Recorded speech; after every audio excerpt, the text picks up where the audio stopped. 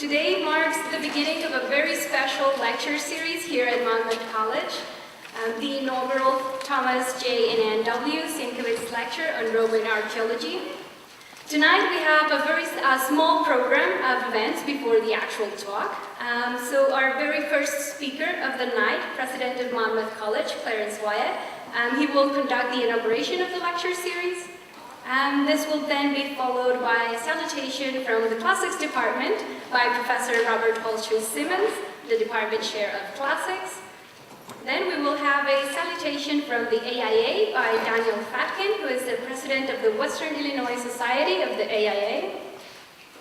Next, we will have Willem Urban, Professor of History Emeritus at Monmouth College, who will be talking about the history of archaeology at Monmouth College. And then we will have one of our very own students, Mackenzie Davis, who will introduce the actual speaker of the night. And finally, our speaker for the night, Dr. Victor Martinez.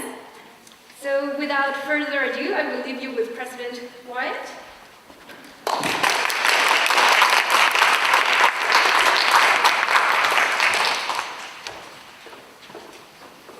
We have a packed program, so I will be very brief. And I will apologize ahead of time for needing to head back out. As you know, we have the Board of Trustees meeting this weekend in addition to homecoming. So the board is having dinner, so I need to go back and be sure they don't get into any mischief over there by themselves. But I am honored that Tom and Ann asked me to bring words of welcome at this inaugural Tom and Ann Sienkiewicz lecture. One of the joys and blessings of being a part of a community like this, being part of a small residential liberal arts college, is the thread that runs through it. Surely these two people are an extraordinarily strong thread that runs through the life of this college and will continue to do so. And this is an exceptionally appropriate way to honor these two people. So I thank you for asking me to be a part of this inaugural program, both of you. And it's Classics. The Classics program is a wonderful point of distinction for this college. Tom has built that program, and it is now in very good hands with Bob Simmons. So with that, I will let you move on to the remainder of the program. Again, I'll apologize for needing to slip back over across the way, but have a wonderful, wonderful evening. And again, thanks to the two of you, and congratulations.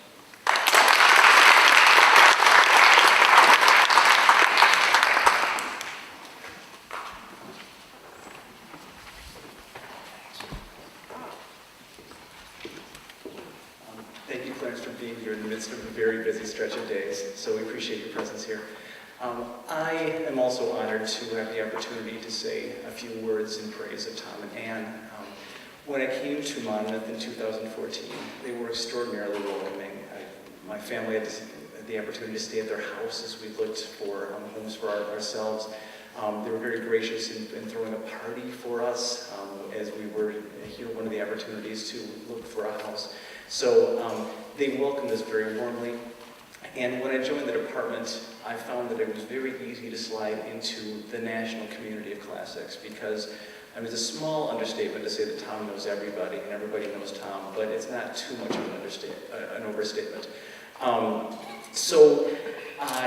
When I tell people I'm at Monmouth College, they say, "Oh, that's where Tom Sienkiewicz is." Yeah, it is. Yeah. Or they say, "Oh, that's where CAMWS is." Yeah, it is. And that's because Tom Sienkiewicz is the secretary, treasurer of CAMWS. So he's very well connected, which has helped me to become better connected in this field also. And it's been a pleasure to be a part of this strong department.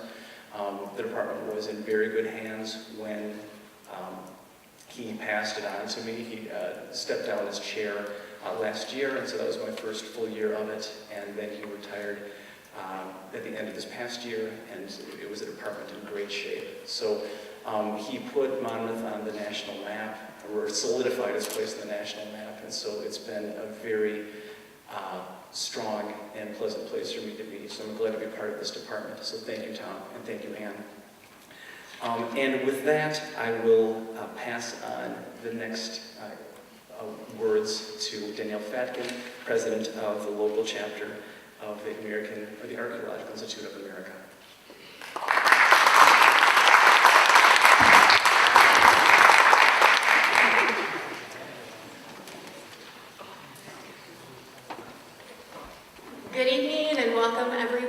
to the inaugural Sienkiewicz lecture. It's my pleasure to welcome you on behalf of the Western Illinois Society of the Archaeological Institute of America. The AIA is a wonderful national organization that sponsors learning about our human past through its material remains. And we are incredibly lucky here in Western Illinois to the energy and tireless support of that archaeological mission by Tom and Ann Sienkiewicz. So I came here 9 years ago now, and about 8 years ago I got in touch with Professor Sienkiewicz just to ask how, as someone who was trained as a classical archaeologist, how I could do more to support archaeology in Western Illinois. And he said, "That's fantastic. Knox College hired an archaeologist. Come be part of what we're doing here." And I think that that kind of welcoming attitude is just characteristic of everything that Tom and Ann do.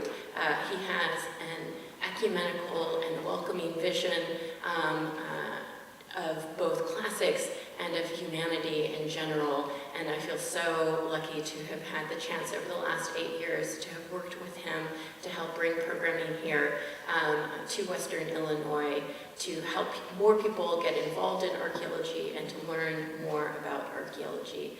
So thank you so much, Tom. Thank you so much, Ann, for welcoming me here and for starting this society and also supporting it through your hard work. And now, Professor Lindbergh.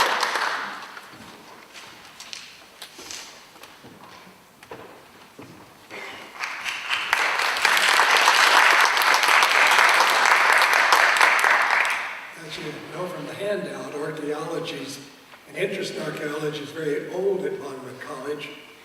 Because the school was founded by the Associate Presbyterian Church, every student here had to take courses in Bible, both Old Testament and New Testament, and every student had to know Latin. And the pre-ministerial students, of which there were quite a few, had to know Greek and Hebrew as well. So it's out of that background that we had the Canopus stone come to Monmouth College.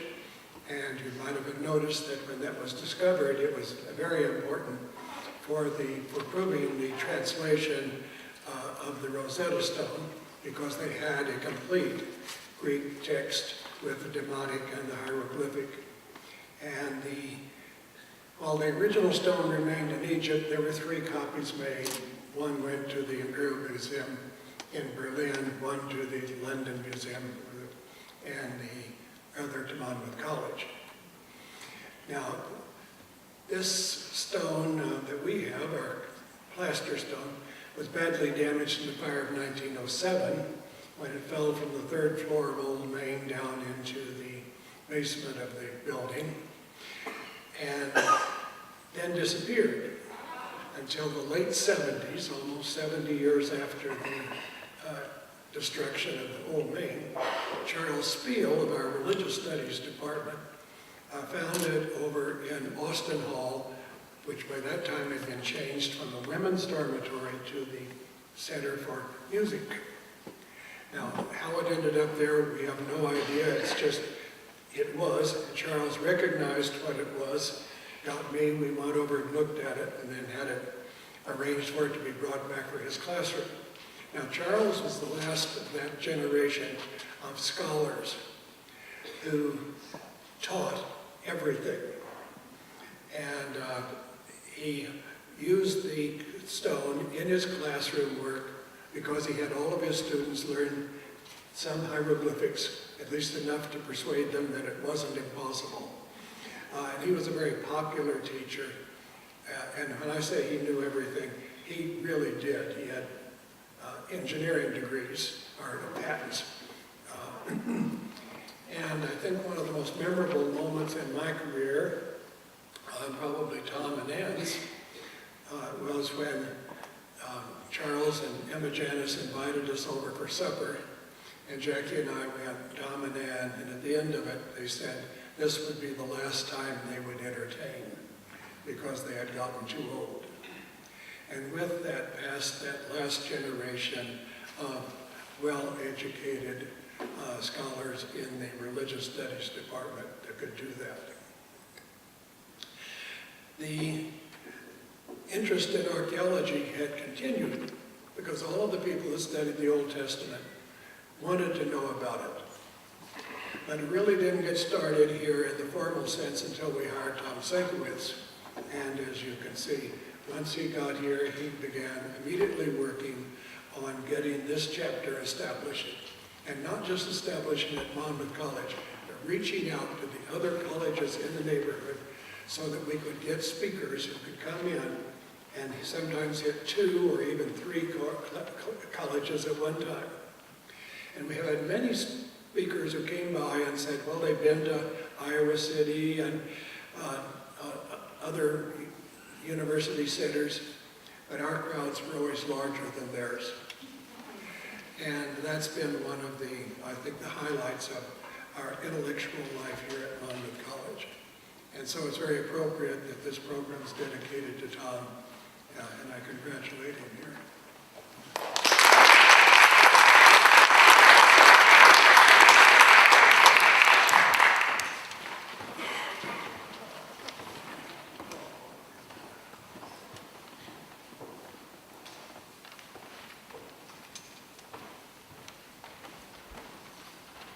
Hi everyone, my name is Mackenzie Davis and I'm a senior classics major here at Monmouth College.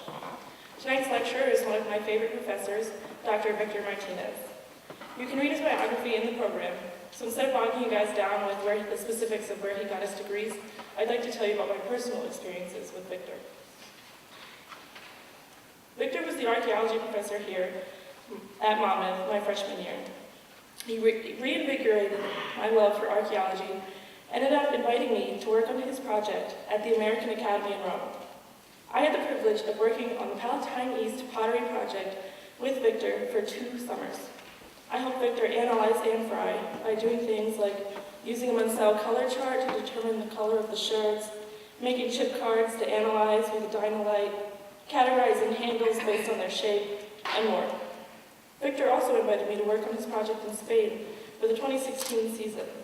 Since this project was in the earlier stages, I learned other valuable skills, like how to operate a GIS, photogrammetry, and drawing. The best part about my experiences with Victor is that he's helped me as much as I have helped him. Victor took his time to teach me different skills that I would need to be successful as an archaeologist.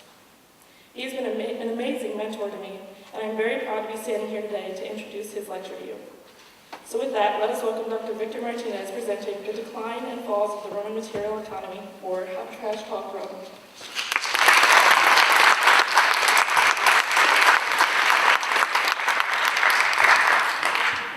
Thank you for that warm welcome.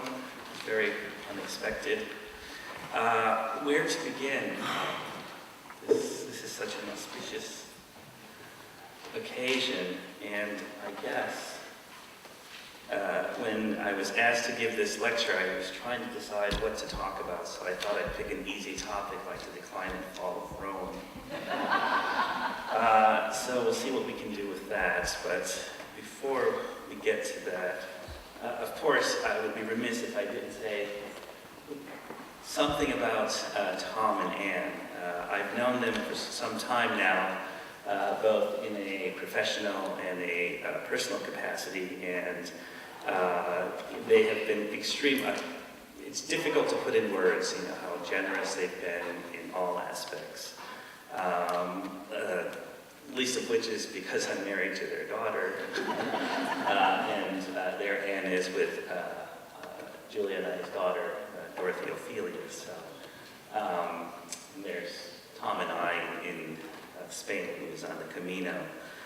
So I thank them for being advocates for archaeology, especially young archaeologists who are still trying to find their way through the maze of this profession, which is not an easy thing to do.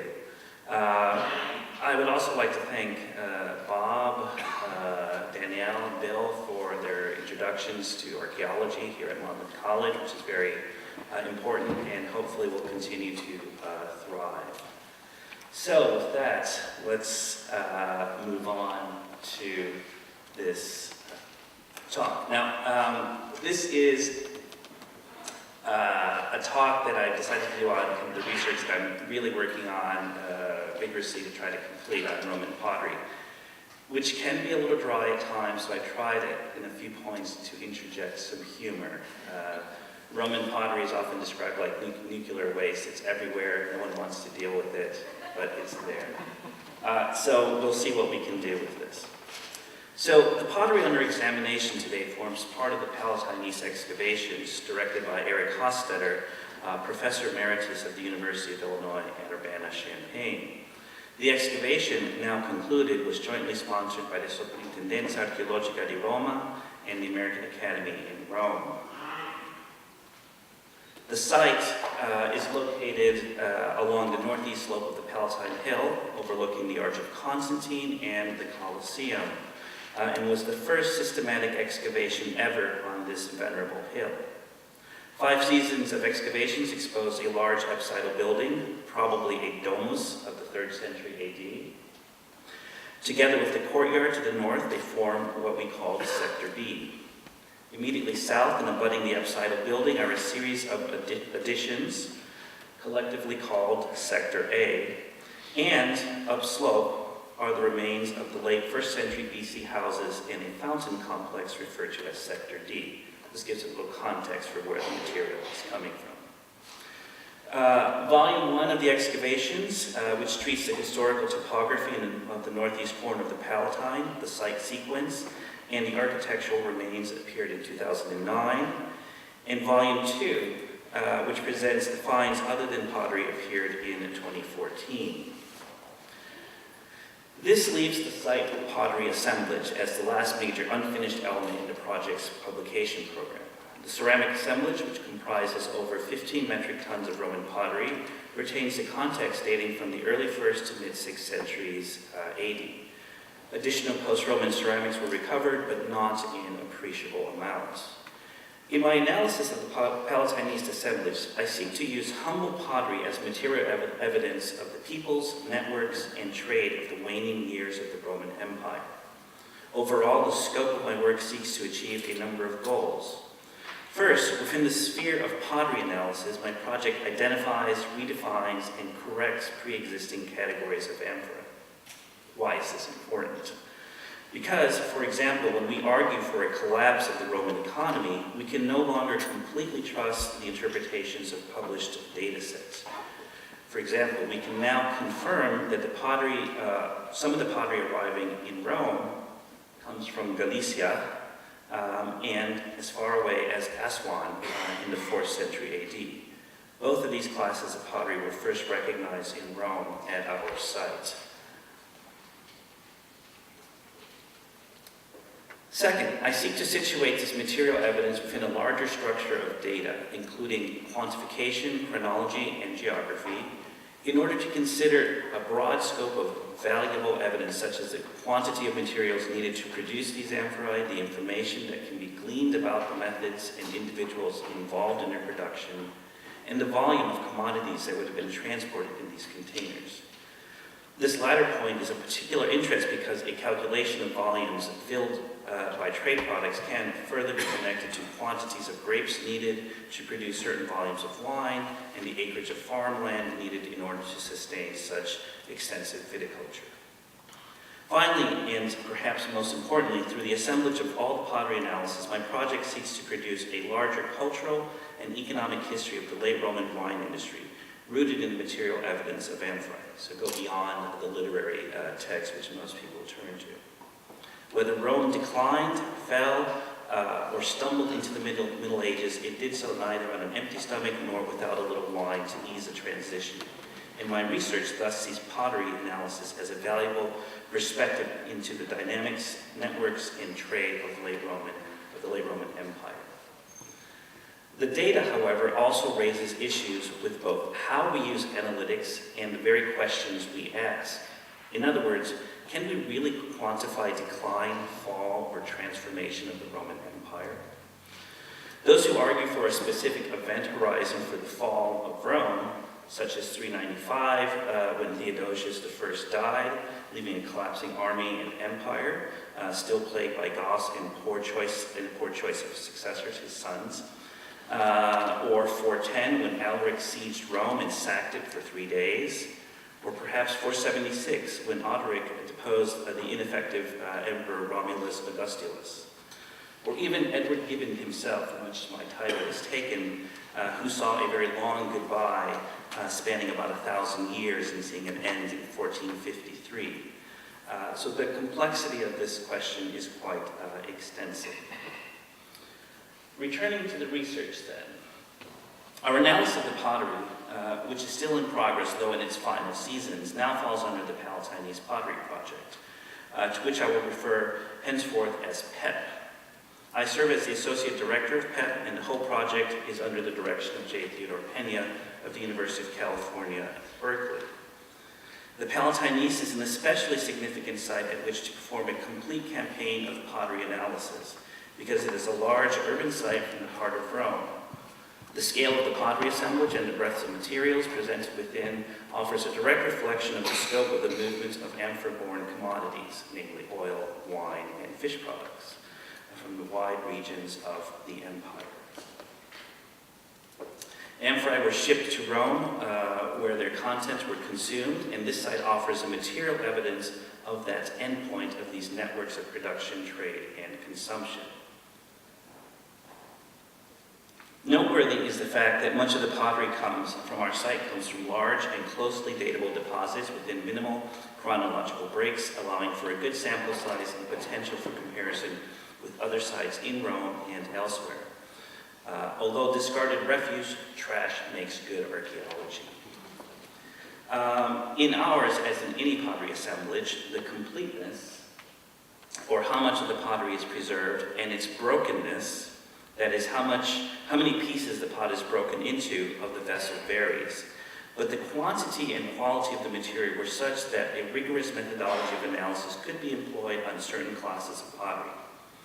Aside from the traditional methodologies of characterizing pottery, counting, weighing, and drawing, as Mackenzie mentioned, we are particularly interested in the production techniques used to form a vessel in order to differentiate forms or variants rather than simply rely on shape. We want to know what different types of plates, bowls, etc. that we have. This is important because shape can be deceptive, especially in terms of estimating a vessel's volume. For its work, PEP has adopted an innovative set of approaches that depart from an explicitly ceramic technological perspective in which wares are defined as having a distinct fabric, where fabrics are defined as distinct ceramic bodies resulting from the subjection of specific raw materials to specific processes of operation, basically different batters or mixes of material, and different form variants that are defined by distinct vessel types obtained by distinctive sets of primary and secondary forming and finishing operations. In other words, pots are made differently in different places.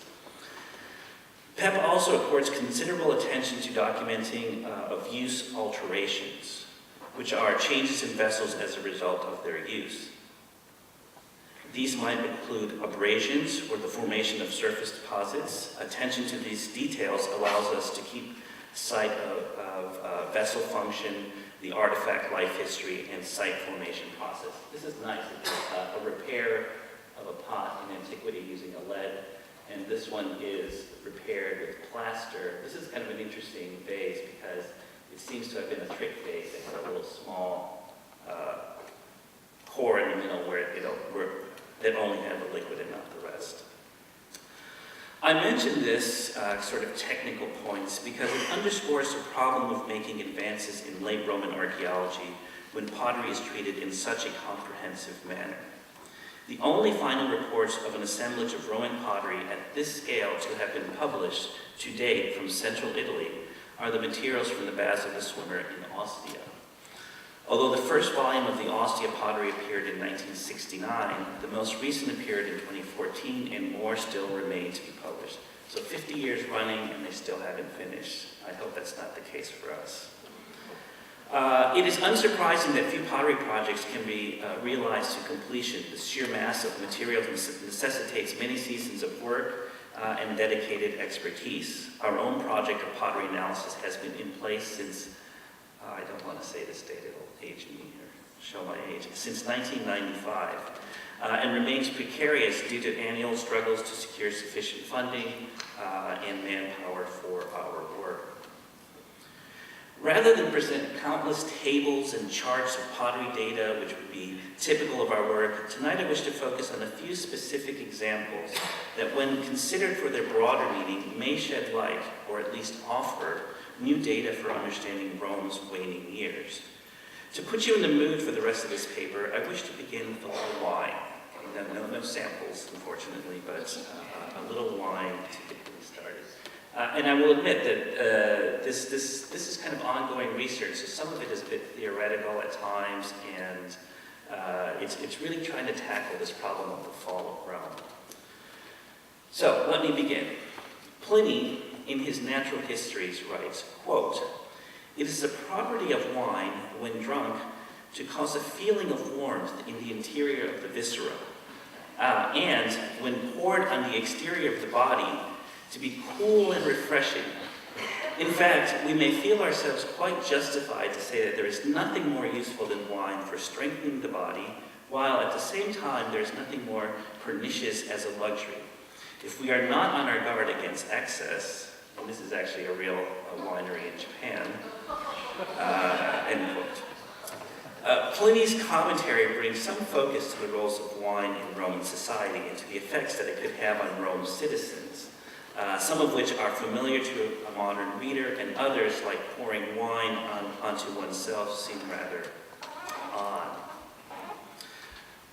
It is no exaggeration to say that wine was an important, if not the principal beverage of ancient Rome. Whether imbibed at meals or religious functions for medicinal purposes, my favorite, or just for its own sake, significant amounts of wine were consumed at the urban heart of the empire, and a variety of types reached the city. Again, turning to Pliny, he writes that there were well over 100 types of wine from Italy, Gaul, Crete, Rhodes, Asia Minor, and so forth, and that these can be, and were, ranked by quality. Among Italian vintages, the regional wines from around Rome, Tiburtinum and Albanum, were the most important, followed by those of southern Etruria, Umbria, and the Sabine region. Ranked third were those wines from western coastal zones, including Sorrentum, modern-day Sorrento, while fourth were the Sicilian wines, which include Mamertine wines, a product from the area around modern Messina, Potitianum, a variant of Mamertine wine, and Tauromentianum, the wine from around modern Taormina. This last wine, Pliny further comments, was occasionally passed off as Mamertine wine. So diversity of vintages was quite clear, and even some deceptive practices could come into play. Now, for a little math. Andrea Cernia estimates that during the early empire, the annual per capita consumption of wine was probably between 146 to 182 liters. With population estimates ranging from about 700,000 to 1 million individuals, that gives us a figure that ranges between 100 and 180 million liters of wine consumed per year in the city of Rome. It's a lot of wine. Now, we may doubt the validity of these numbers. They may indeed be overestimates, but they do offer us a point of departure for thinking about the quantities of wine consumed. How might we measure this in a more tangible way? In antiquity, one could not run out to the local county market to buy a bottle of wine, and even today we are perhaps not as enlightened as the French to have a local vat of wine from which to fill her up. The quintessential transport container for wine, indeed for most major seaborne commodities, including olive oil, fish sauce, and of course wine, was the humble amphora. Made of ceramic, these vessels were all-purpose containers of Roman trade. Modern scholars have gone to great lengths to identify their forms, their points of manufacture, and to determine how many were moving around the Mediterranean in what patterns and over which periods. For Italian wine and most foreign wines in general, especially after the 1st century AD, the basic form was the flat-bottomed amphora. These vessels generally have a small disc base, piriform bodies, and two handles with various cross-sections and a simple rim. The typical flat-bottomed amphora contains one amphora, which is a unit of measure of wine, or about 17.5 liters or 4.6 gallons. That's a lot of wine in one of these containers. Okay, returning to Cherniaw's calculations of per capita wine, this would mean that between 5.8 and 10.4 million amphora would be needed for Rome per year. Put in another way, it would be necessary for 16 to 28,000 amphorae on average to arrive into the city every day. That's a lot of wine. This figure does not factor in wasters or vessels too defective to be used, fluctuations in agricultural output, reuse, incidental loss during transport, suggesting that the actual number could have been higher. And even if we assume a drastic decline in population in the late Roman Empire, say 10% in the later years, the values are still significant. 2 points are quite clear from this mathematical exercise. First, the sheer number of transport containers was bound to leave hard evidence for wine consumption. Indeed, modern archaeology can corroborate this point as vast quantities of amphorae have turned up in excavations throughout the city of Rome. And these remain the best source of evidence for these networks of manufacture, trade, and distribution. Nevertheless, to the casual eye, such extensive deposits are often discarded as the trash of the Roman Empire. To a pottery scholar such as myself, they represent years, even decades of labor to sort, quantify, and analyze. Thus, we like undergrad research students. The rewards of this process are extensive, though, as these pottery shards have much to add to our understanding of Roman civilization. Most typically, the data has been counted, weighted, and sophisticated charts and graphs have been prepared to show distributions across time for the various amphora-borne commodities. In fact, such deposits have been the primary resource for scholars to recognize, identify, and study the key types of transport amphorae. This may seem obvious enough, but the pottery evidence has nevertheless been an underutilized resource, especially for thinking about Rome in the late 3rd century and later. Second, regardless of the exact mechanisms, the wine industry was a large-scale operation from start to finish that must have had some degree of organization all along the way, and these remaining deposits of amphorae offer our best evidence for this robust industry. For the imperial period, prior to about AD 250, textual and epigraphic sources do point to a complex system of combined free market and state dole providing for the provisioning of wine for the city of Rome. Unfortunately, less can be said for the period after. In later period, we do have some useful sources, Diocletian's Price Edict, Theodosian's Code, to name the most recognized, but there have been no systematic discussions of the transformation of the administrative mechanisms. Does it disappear? Almost certainly not. By the time of Pope Gregory the Great in the beginning of the 7th century, the Pope's policy of almsgiving must have certainly replaced the state dole as principal charity-giving mechanism that provided food and, of course, wine to broad sweeps of the populace in Rome. In other words, we're getting a shift from state to church for these mechanisms. In the Roman Empire, the state instituted the principal food relief to the city of Rome through the Annona, with Christian communities offering only an ad hoc short-term supplemental relief, a decentralized hodgepodge, as Hendrik Day has called it, which became much more streamlined. The Pope's largesse to one son of a vir dignissimus, one Philema, who had recently gone blind and to whom the Pope gave per annum 24 modi of grain, 12 modi of beans, and 20 casks of wine, are good evidence. We might even turn to John the Deacon, who writes in the Vita Gregoria that Gregory not only distributed grain, but also wine, cheese, vegetable, bacon, meat, fish, and oil as well. In other words, a continuation of this mechanism of distribution. It is thus no exaggeration to say that wine was an important, if not the principal beverage of ancient Rome. Whether imbibed at meals or used for other purposes, significant amounts were being consumed even in the late Empire.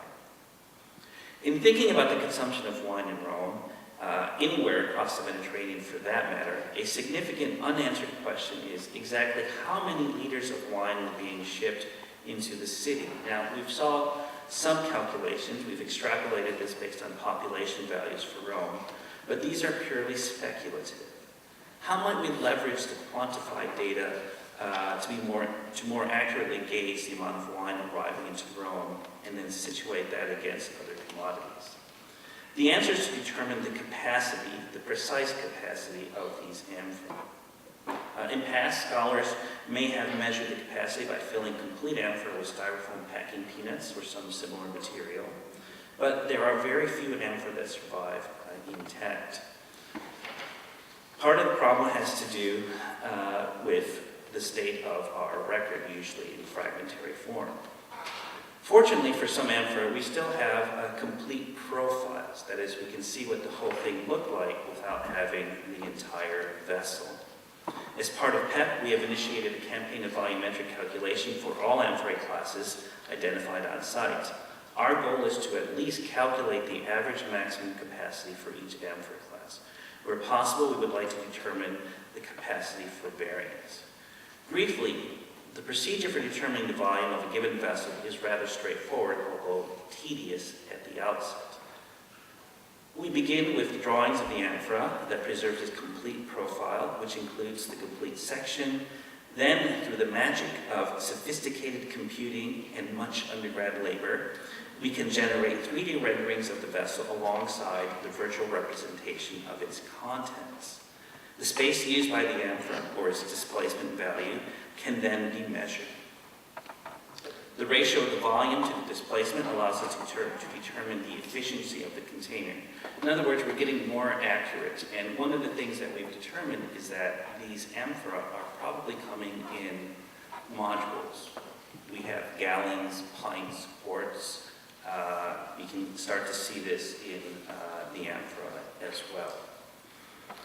At present, we have only scanned a few amphorae and just a handful of Italian wine amphora. I show you here a few examples of the Italian amphora that I have modeled in AutoCAD, including the most recent ones.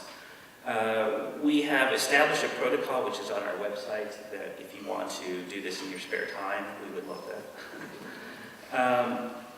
Other researchers have used similar analysis in studying their containers, and my colleagues at Troia have come up with very interesting data and results. Is the time and effort generating these 3D models actually worthwhile? Two quick examples may illustrate this point. First, Ines Vaz Pinto from the site at Troia and her Portuguese colleagues have re-examined quantified data for fish product factories in Troia, concluding that the previous quantified data, which you see here, that is the counts of rims, estimated vessel equivalents, and so forth, produce values that do not accurately reflect the true quantities of a given commodity. So while by counting the shares, we only have 17% of the Sada 1 amphora, we think of how much material or content were carried. This is much more visible in the record. In other words, if we only say, oh, we only have 2, it does not appreciate the fact that there's a lot more material there. So when we see very little material in the late Roman Empire, we need to really think about how much is carried in those containers. Very quickly, a quick glance at Michel Bonifay's typology of African amphorae quickly reveals the broad difference in size of amphorae. In other words, what might seem a smaller scale market in Rome for amphora-borne commodities might not be the case. This then begs the question, why the variability? Is it simply different bottlers working in a market economy? I would say no. In any large system, there are regulatory operations needed to assure both movement and quantification of goods. Melissa Bailey has pointed out that for the movement of grain in Roman Egypt, Melissa Bailey has pointed out that the movement of grain in Roman Egypt occurred according to local, sometimes inconsistent standards, entirely dependent on local relationships between producers and middlemen. However, when it was loaded for shipment to Rome, a Roman-defined standard, the modius, was used. In other words, it is less important how or in what form a commodity moves until it requires institutional approval. During the early empire, Spanish olive oil offers us a good illustration of this performative process at work. The standard container for Vatican oil was the Dressel 20 amphora, so-called Spanish globular amphora as it is sometimes known. Painted on the exterior neck and body of these amphora were a series of as many as 5 tituli picti labeled alpha through epsilon. These now have been well studied by Spanish scholars, and as you can see here on the screen, the gamma value gives us how much oil was in the amphora. Consistently, 216 Roman pounds of oil. And I would add that these amphora are equal to 2 of the smaller ones plus 1 of the mini ones. So a nice division of the content. It is this act of recorded measurement that now moves the oil into the economic system of the annona. Everything leading up to this point is essentially irrelevant. These notations disappear from the smaller Spanish Dressel 23 amphora from the Circus of Maxentius, but related notations can be found in the later Roman Empire, although in more limited quantity, and these come from Carthage. 32 ostraca, written in Latin, of which you see one example here, and dating from 373 AD, tells us the consignment and weight of state olive oil to a facility in Carthage. J. Theodore Pena has written a detailed description and insightful analysis of these ostraca. Without going into great detail, what is important here is that the oil is being packaged into amphora of various sizes, which Pena has correlated with current amphora typologies that we know of. Unfortunately, we still lack such detailed archaeological data for wine measurement. In the Roman world, wine certainly would have been measured in amphora, or less often the laginos, another measure. And my work on the Palatinese excavations suggests that in the 4th and 5th centuries, Calabrian wine may have been produced in at least 2 sizes. Similarly, Carmela Franco has noted at least 2 sizes for some classes of Sicilian wine. Is there then some institutional force driving the modular approach to containers? Calabrian wine amphora offers one other bit of evidence that may help us understand the mechanisms by which these contents were produced, distributed, and consumed. Of all the flat-bottomed wine amphora, only the K52 amphora, which comes from the toe of Italy, includes epigraphic material in the late Empire. The best-known examples of the amphora were stamped with menorah, such as the 6th century example from the Basilica Illyriana on the Caelian Hill in Rome. We know that these were produced in the area of modern Calabria, in the toe of Italy. Similar examples occur in the Palatinese context, as well as elsewhere in Rome. Others also display Chi-Rho stamps on their handles. Again, church and Jewish community involvement. At present, it's difficult to judge the precise meaning of these stamps beyond the fact that their amphora contents were destined for 2 distinct 5th and 6th century consumer groups. What specific role did Christian wine producers or merchants play? Since these stamps were placed on the amphora before fire, they do represent a control for the wine producer or indicate a consignment for an ecclesiastical patron. Are these corporate stamps or individual agents, such as this rare example of a K52 with a stamped handle that reads Saturnini, one of the few names we have in these late amphorae? Finally, is it coincidental or anecdotal that a few shirts with graffiti from the Palatinese, these two with victory palms, are Calabrian? Victory palm, again, often this idea of victory, but also kind of salvation. We find others with kind of these X's, maybe crosses. It's a bit too early to speculate. Thus, the process of measuring grain or oil or even wine represented a conscious effort to regulate quantities, perhaps qualities, and cargoes. It should therefore not be surprising to find that among the rulings that survive in Justinian's Digest, some deal with the consignment of large lots of wine. The more sophisticated the regulatory measures, the more likely an institutional armature was in place. Okay, now for something completely different. This is something that is not coming out of Rome for the example I'm going to use, but it is quite relevant for thinking about the fall of Rome, and to kind of maybe wake some of you up from the long pottery talk I just went through. I give you this very relevant cartoon. The doctor says, there's an invisible man in the waiting room. Tell him I can't see him. I put this in here because I want to consider the reuse of Roman material. Okay. Now, we are used to maybe thinking about the reuse of Roman material for something like the Arch of Constantine. Okay, well known for the so-called spolia, which reuses relief sculpture from the so-called good emperors, Trajan, Hadrian, Marcus Aurelius, on there. And they're quite visible and very pronounced. But very often, Roman material is reused, and we can't see it in building material, for example. So when we don't see something in the archaeological record, and here I'm thinking of Monte Testaccio, we assume that it has no role. I'll come back to that. So I want to turn now a little bit to Spain and the other project I work on.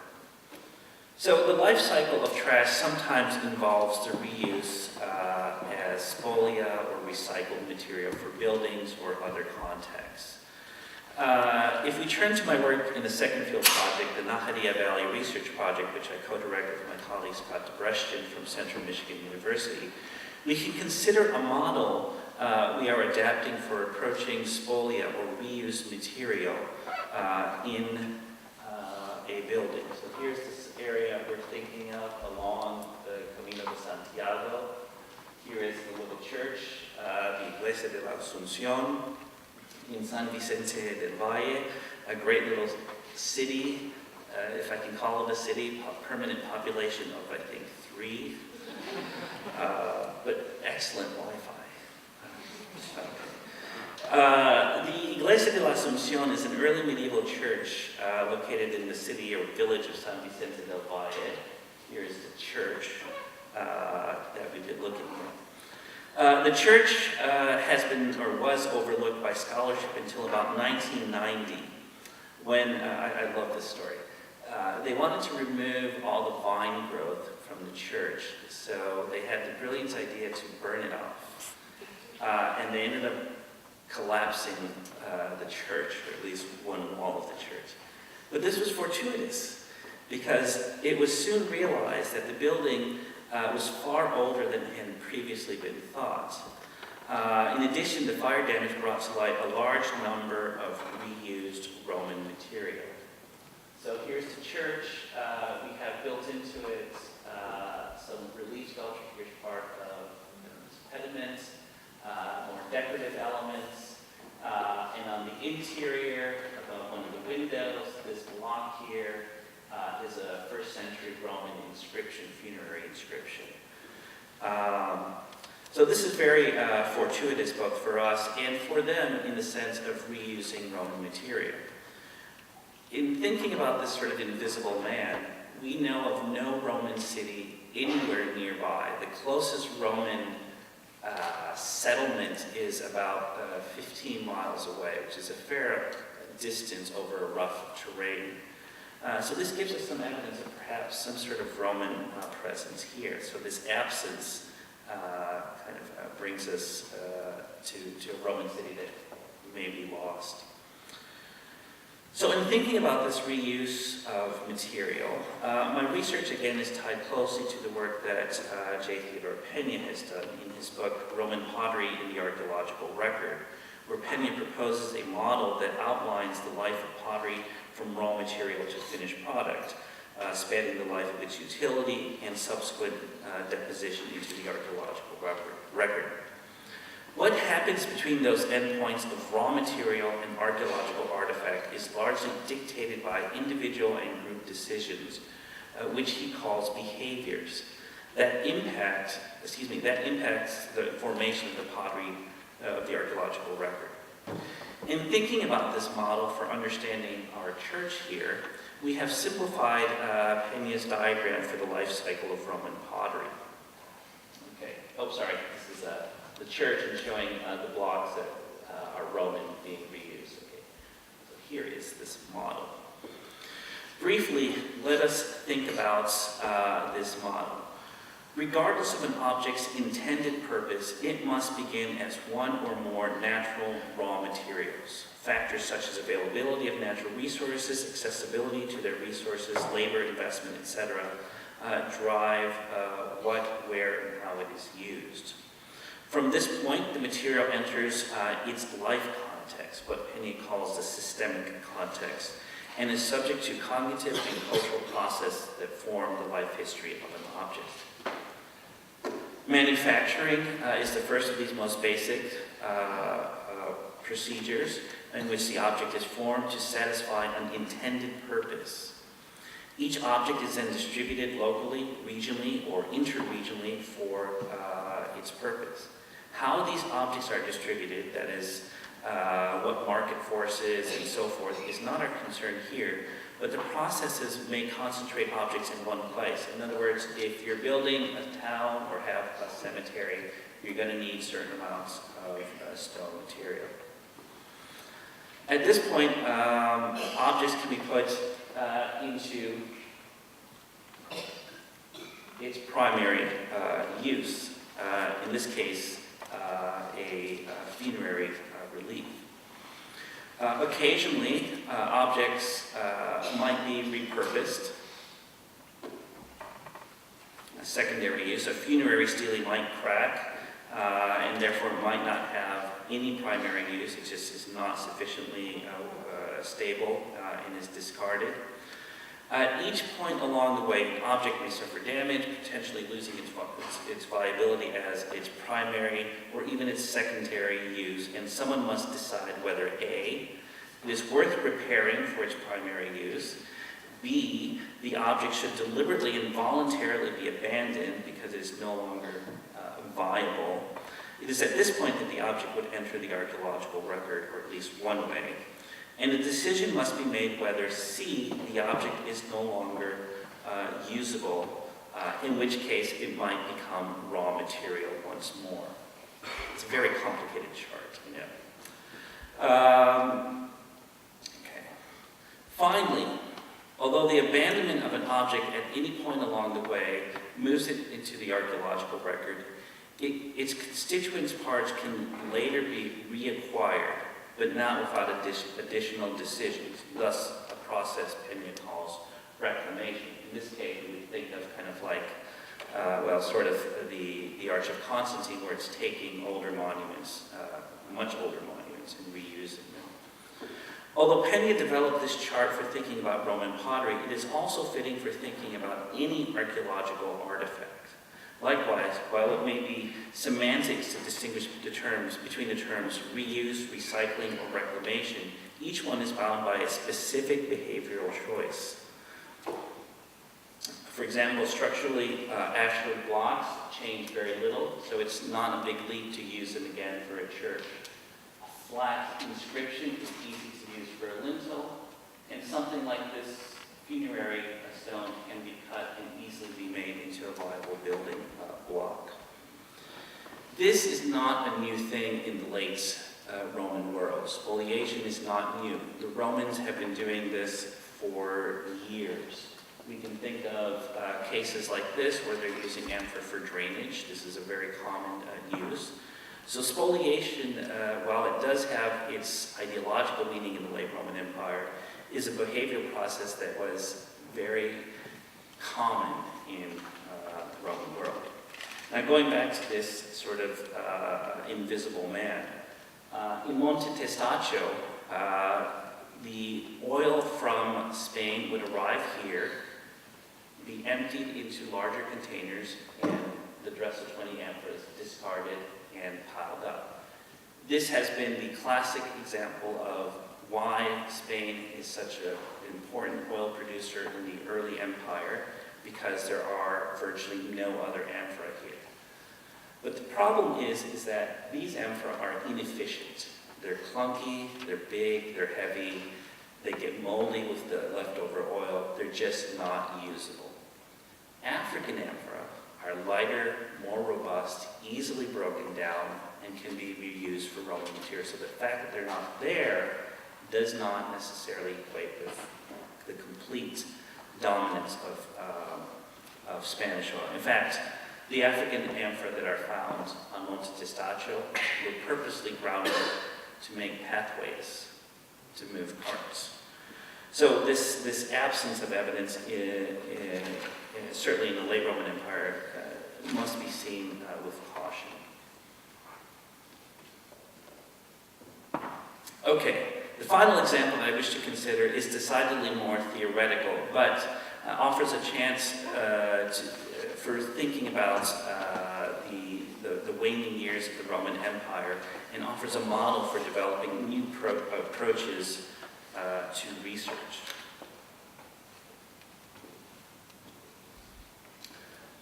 Since at least the publication of Heinrich Dressel's Table of Amphora in the Corpus Inscriptionum Latinorum, scholars have been obsessed with linking between archaeological finds and his typology. So Dressel made this table in order to show where the painted inscriptions occurred. That's his only goal. But scholars have been wanting to say, aha, that is Dressel's Form 8, Form 9, and it has been somewhat of a nightmare. We don't need to go down that road. In many cases, the potsherds, though, that can help us identify, we can identify complete forms. At other times, things like this, we might connect with Dressel's forms, but not always the case. More usually, these isolated sherds are nondescript and cannot be assigned to specific forms. There is no pars pro toto. Rather than ignore them, the sherds are frequently assigned to a specific geographic production zone. Oh, this is Spanish, this is Italian, this is Calabrian, etc. There's no need to identify the form to make these sherds useful. Every sherd, no matter how small and humble, provides us with an array of data. The sherd in this image, for example, can certainly be viewed traditionally, a single rim fragment of a Middle Roman one amphora. Yet form typology is only one characteristic. Closer examination of the fabric of the sherd confirms that it is a Sicilian product, specifically from the area around Naxos. It was exported to North Africa based on comparison with similar fragments and mosaics, such as this one from Carthage. And was probably referred to as a lagunoi, and it carried wine from the area of Taorminium, modern Taormina, on the east coast of Sicily, and so forth and so forth. So we don't need the whole pot to think about this. In many cases, the information derived from sherds is independent of the complete form, such as provenience, which is based on mineralogical composition that can be observed in a single sherd fragment, without relying on the complete form. I'm going to move on through here. All right. At other times, we have oddballs we don't know what to do with. So if anyone can tell me what this is, I will give you a footnote. Okay. I've asked a lot of people, they all disagree. It's either Portuguese or Italian. We're not sure. So does this mean that these sherds are useless and meaningless? The answer is clearly no. Each pottery object can therefore be viewed as consisting of one or more identifiable characteristic, where form is but one of them, and need not be the defining criteria. Sherd discs are an excellent example of these. Sherd discs are pottery fragments that have been deliberately cut into circular shape from a vessel or vessel fragment to be reused as stoppers, tokens, or other purposes. While one could attempt to determine the exact parent vessel from which the sherd disc was derived, it is more useful to consider its size, its origin, an African amphora fabric, for example.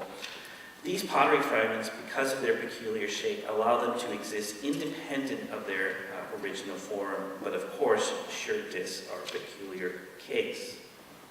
It is unsurprising that pottery catalogs and archaeological site reports privilege the relationship of the fragment to the whole vessel, as the first goal in these publications is to present a list of known objects. By moving away from this first level of analysis and focusing on a subset of characteristics from each pottery object, one can answer different research questions. In other words, we can generate large amounts of data, okay? And we can start talking about more analytical questions. Data mining. This is kind of a modern notion of thinking about generating large amounts of data to see what trends develop, which has only recently started to be exploited by archaeologists. Okay, by understanding the roles of these research parameters, one can better identify limitations and fruitful avenues of research for pottery data that is independent of form. This raises a fundamental problem of scale, and in my opinion, is the root for understanding the notions of decline, fall, or transformation. In Roman archaeology, time is often introduced as a dating criterion, such as the date range for a class of pottery or a context, or alternatively as a limit, so before or after which a pottery type has entered the archaeological record, that is a terminus antiquam, etc., etc. I'm going to kind of skip some of this dry a little bit. And we can kind of think of this graphically as time being, say, the y-axis on a graph, the vertical axis. The second criterion by which all archaeology is kind of dictated is geographic distance in which the research model is situated. Again, here we can think of that as d as distance. So this gives us a way of thinking about a research model. Taken together, time and space can be seen as limits for in which pottery data can be examined. At the extremes, we have four research frameworks: shallow time, small space; deep time, shallow space, ds; shallow time, broad space, sb; and deep time, broad space, db. The first is the most restrictive, and the last the most expansive. So when we're thinking about something like a sherd and kind of in a single site or a single context, we can kind of think of its microscape. When we start to ask larger questions, we can think of macroscapes, a much more aggressive way of thinking about and leveraging data. Okay. All right, so I've kind of cut some of this out because it's a little long-winded, I think. So notionally, much of the past and current pottery analysis functions within one or more of these research parameters.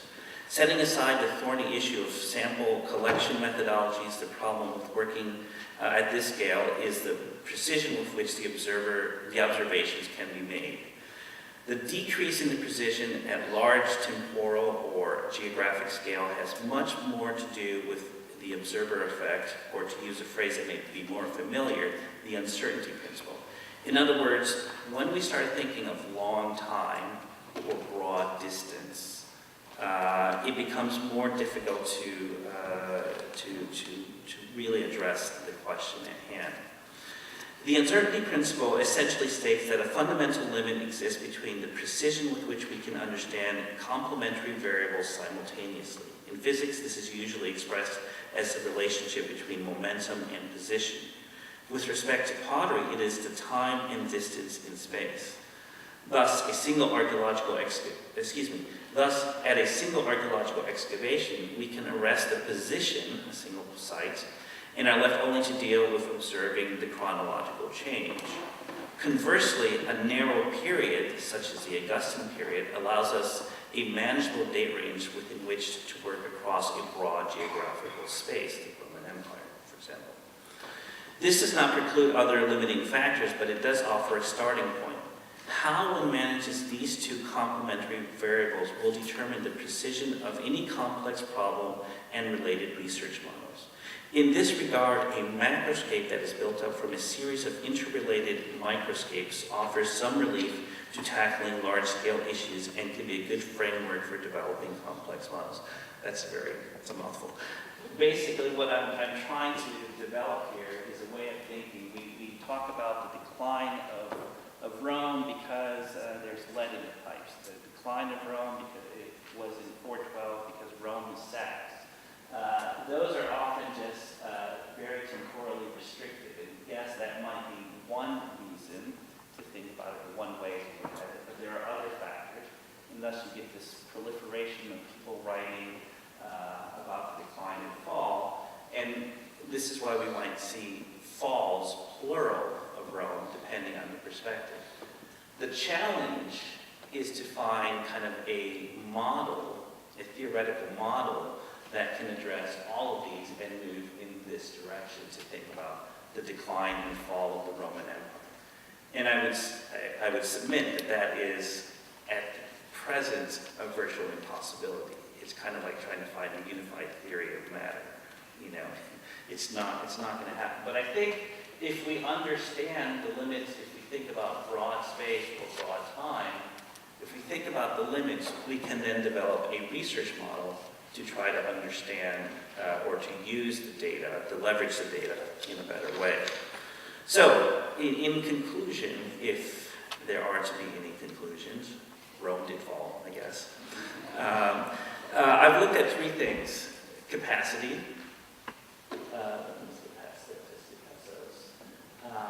Capacity. Okay, so I think we need a more refined way to kind of think about how much material is moving, and this will kind of let us think more clearly about just, in fact, which provinces are declining when. I examined the reuse of material, which we often look at late Rome and see it peppered with little workshops taking over all of central Rome, the Colosseum being taken apart and burned to make plaster. But this is not a new thing. We see the reuse of material as a typical behavioral component in the Roman world. The late Roman Empire just made it much easier to recycle materials. I think years from now, someone is going to see all of these tiny houses that are on TV and say, oh my gosh, they don't have any more space. And the last thing, which is the one that's most kind of theoretical, is thinking about space. Scale. If we are going to answer a question, did the Roman Empire, what defines the Roman Empire from Britain all the way to the Near East, Egypt, etc., on such a vast scale, we need to think about how to leverage the data we have. And the more complete data sets exist, the more we might be able to answer that question and move in this direction. So thank you.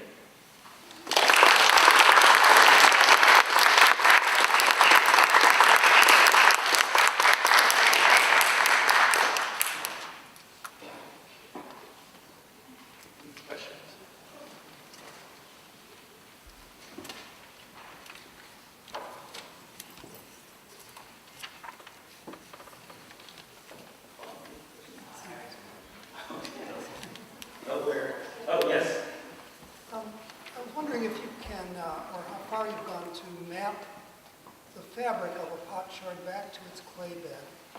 Okay, that's a difficult thing to do. For some of our fine wares, our tablewares, our plates and things like that we know were produced in Rome or have taken clay samples from the area and done neutron activation analysis and have gotten some correlation. Others, we can say more generally, oh, this is from the Bay of Cadiz